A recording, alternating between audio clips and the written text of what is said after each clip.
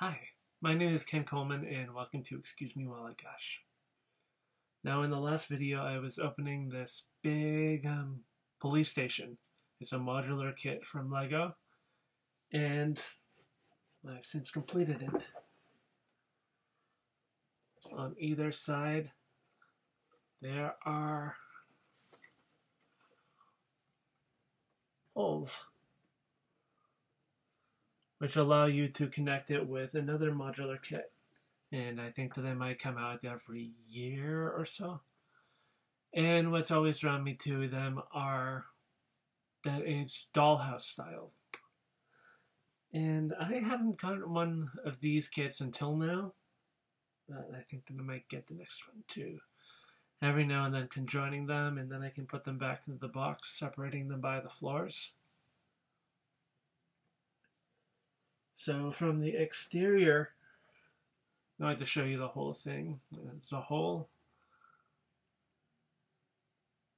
There's a little air conditioning unit at that top window. Looks very metropolitan in the background in the setting.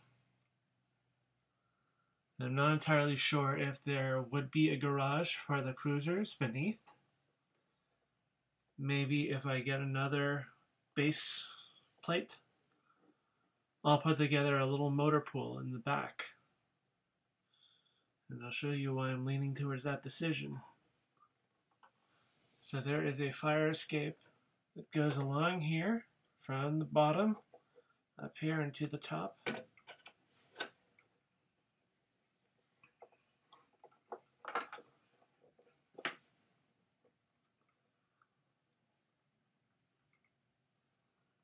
There's a little back and a hole beneath the station, and I'll explain why. Let's drop the traffic light.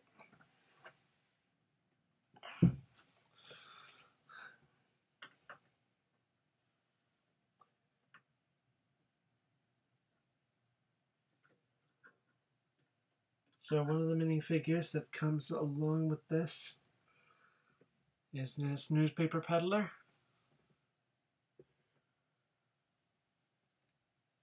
And he is part of a narrative that comes with the kit, a story. And I'm not entirely sure what era this police station takes place, just because some of the props inside are dated. Some of the tropes are dated, and some of the safety precautions. So, just through process of reverse assembly, I'd like to show you the roof and then work my way down. So this is one of the two officers.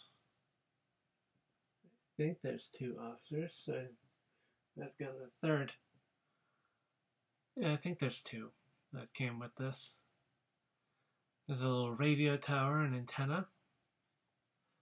She's got a walkie-talkie, but I'm thinking that she could also use a bat signal, so that if she needs help,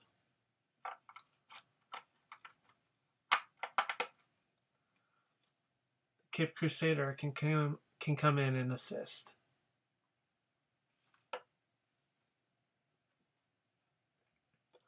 So that empty space, it leads out to the ladder, the fire escape. Next floor is attached to that advertisement. I'm thinking that it's a billboard just because of this little platform here, but the further back this arrow goes, it might have been supposed to be what's painted on the side of the wall. So this little roof attachment you can remove, and it's part of their kitchenette. They don't have an actual break room, so that might have come along as police stations evolved. But here are some shelves. and pantry. Put that right there. Now there's a bathroom, toilet paper roll. I'm hoping that there's a sink, otherwise I can put one in. It's similar in the cell. And then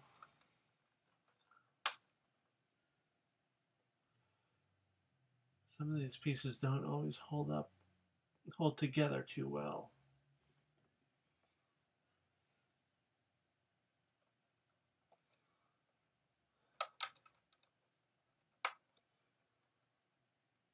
Yeah. So this is the interrogation room, I imagine, just based on how the table is set up. And you can position the coffee so that it is more accessible to one side of the table or the other. And recording equipment for when they're getting a statement. So that is that floor.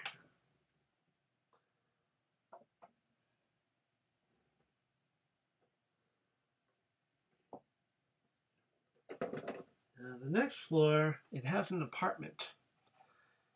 And I'm wondering if back when the era where this is modeled after, there was a way of a occupant of this apartment getting out through a way other than the fire escape. I'm hoping that there was some other exit and it isn't like a motel entrance. Looking up here, you see the desks, 2 front desks for the 2 officers, and a booking area. So a little bit of a shade and a camera. Going to add some spotlights so that there's proper lighting. And here's the apartment. There's a kitchen sink, stove, countertop, a record player, and containment for LP. And the exit.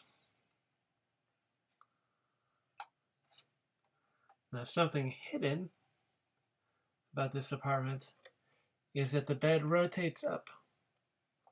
Sort of like one of those beds in a cruise ship room. The extra bunks. Let's see if I can show you through the door.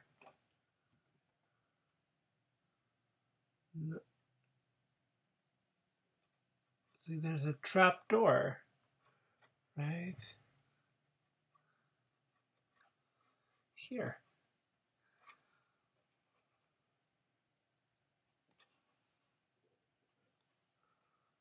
And that will be part of the ploy.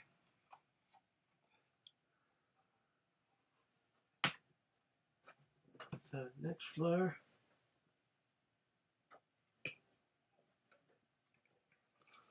And this is pretty much the ground floor, aside from a little part of a, I wouldn't say sub-basement, but the floor just goes down a few steps. So a little bench where you can sit your minifigs.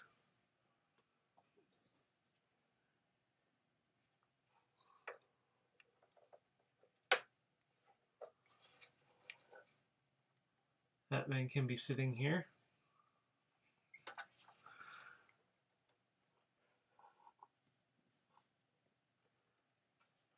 Inside here, there's a donut shop, which a time-honored cliche. And I've heard that it goes back to when police officers would regularly have their beats, and like all public services, most public services, it just runs 24/7 in different shifts. So regular meals, regular 3 squares, they might not always be accessible. So you pop into a donut shop and grab something to eat. Right here is a desk clerk.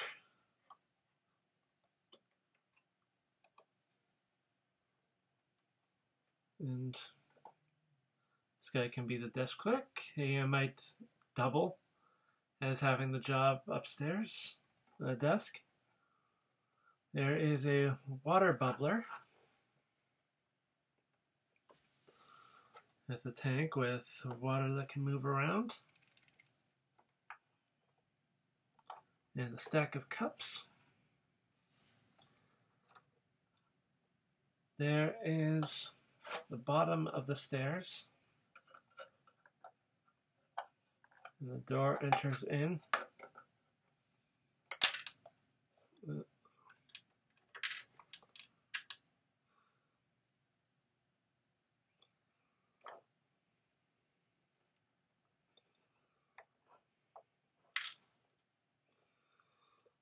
Put that back when I'm done.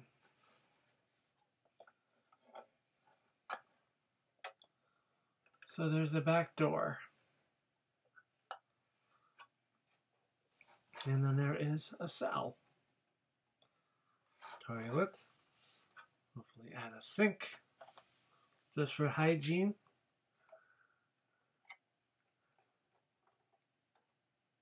And then table or bed surface.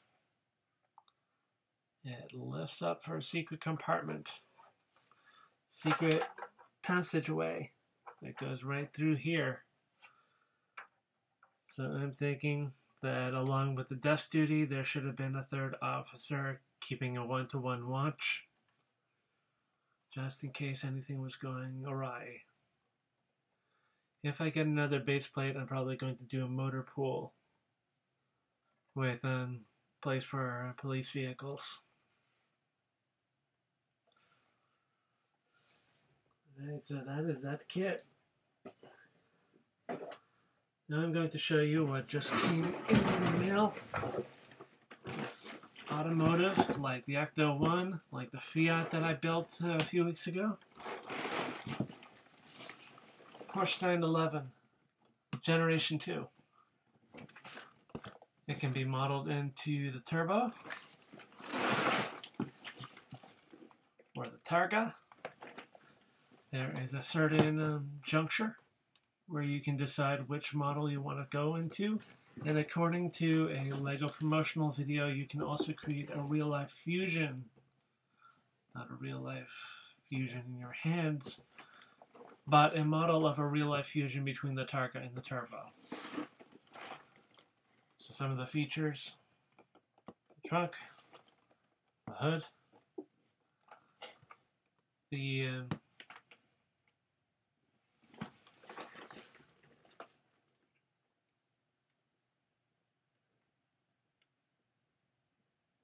thinking those are the two uniquely different motors. The seats that are able to push forward and back, like the seats in the Fiat. That's for storage space. The back of the Targa, a very distinct window. And the back of the Turbo, complete with the spoiler. I can't wait to get to work on this. So one little thing before I sign off. I'm just, from my past videos, you know that I'm a huge Ghostbusters fan. And I'm wondering how many of you have been watching the new, not so much new, the new decision to stream episodes of Real Ghostbusters and Extreme Ghostbusters on the official Ghostbusters YouTube channel. Real Ghostbusters episodes every Saturday, Extreme Ghostbusters every Wednesday. I've been really enjoying it. The Extreme Ghostbusters is what drew me to... Technically, she's not the first female Ghostbuster. That would go to Janine. But Kylie Griffin. In the Extreme Ghostbusters canon, the 3 new Gen X or Generation X Ghostbusters are students of Egon's, and they start acting in the field, responding to calls. And Kylie and Eduardo, and maybe blanking on the third one's name, they've slowly started appearing in the IDW comic, changing up the background so that, say, Kylie is she works in Ray's occult bookshop, and Eduardo is her friend. And I've just been really enjoying the accessibility of these episodes. The Real Ghostbusters box set from Time Life. It's a gold standard for home video, in my opinion, just because of all the extra content, the extra documentaries, commentaries, photo art. But the YouTube streaming is a little bit more accessible. You're not constantly changing discs in your DVD player or external disc drive, what I have attached to my iMac. Alright, so if you like this video, if you like what I've been covering, Legos, these Lego kits, the Porsche, Ghostbusters content, please leave a comment below. Give a thumbs up if you enjoyed this video. Subscribe for more content like this.